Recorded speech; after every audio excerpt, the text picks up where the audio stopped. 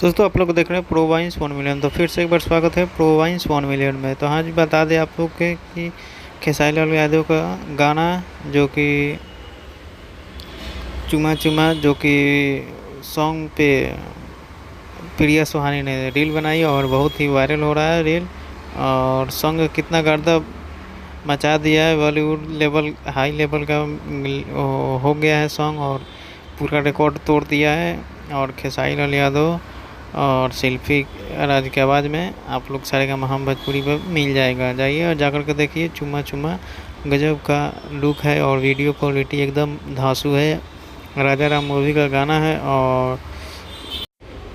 और देखिए प्रिया सुहानी का बहुत सारा रील वायरल हो रहा है जो कि खेसारी लाल के गाने पर रील बनाई है। और ये जो आप लोग देख रहे हैं, ये जो आप पिक देख रहे हैं जो कि गाना का शूटिंग के समय पिक है। और ऐसा ही प्यार दुलार अपना देते रहिए।